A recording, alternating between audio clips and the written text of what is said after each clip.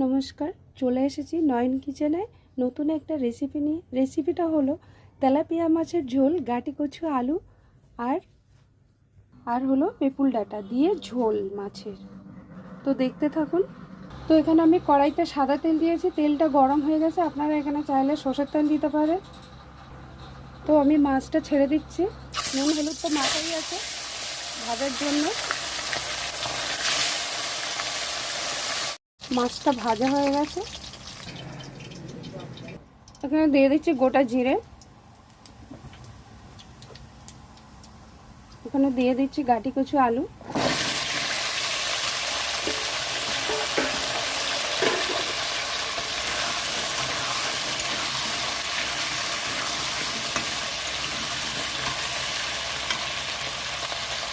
এখানে নিয়েছি মশলা, গোটা জিরে, কাঁচা লঙ্কা, টমেটো।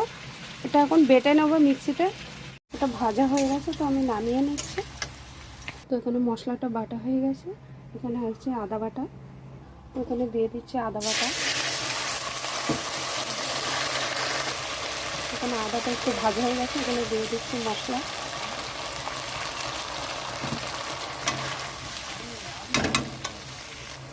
এখানে দিয়ে দিচ্ছি পরিমাণ মতো নুন, দিয়ে দিচ্ছি হলুদ গুঁড়ো, দিয়ে দিচ্ছি কাশ্মীরি লঙ্কার গুঁড়ো।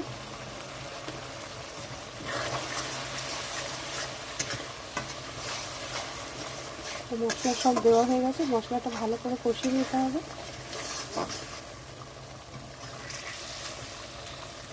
এখানে দিয়ে দিচ্ছি পেপুল ডাঁটা,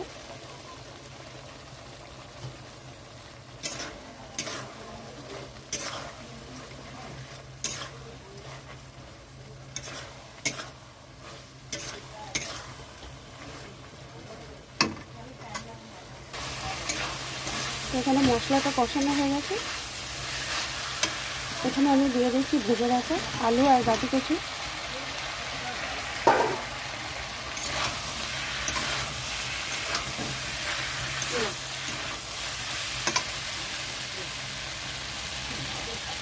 এখানে দিয়ে দিচ্ছি জল পরিমাণ মতন। তো এখানে আমি পরিমাণ মতন জল দিয়ে দিয়েছি ঝোল বানানোর জন্য। তো ঝোলটা খুব ভালো মতো ফুটে গেছে, সব কিছু সিদ্ধ হয়ে গেছে। তো এখানে ভেজে রাখা মাছটা দিয়ে দিচ্ছি।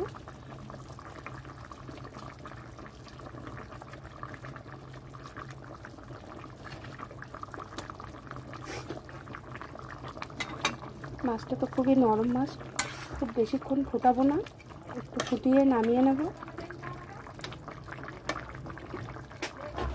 তাহলে ঝোলটা ভালোভাবে যায়, তাই জন্য মাছগুলোকে ভালো করে ঝোলের মধ্যে ডুবিয়ে দিচ্ছি।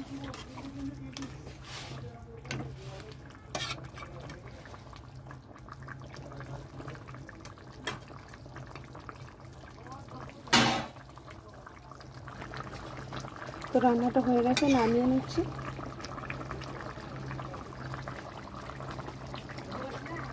তো রান্নাটা হয়ে গেছে, নামিয়ে নিয়েছি। রান্নাটা কেমন লাগলো অবশ্যই জানাবেন, একটা লাইক কমেন্ট শেয়ার করবেন, আর গরম ভাতের সঙ্গে পরিবেশন করবেন। খেতে খুবই ভালো লাগবে এরকম পাতলা ঝোল গরমের দিনে।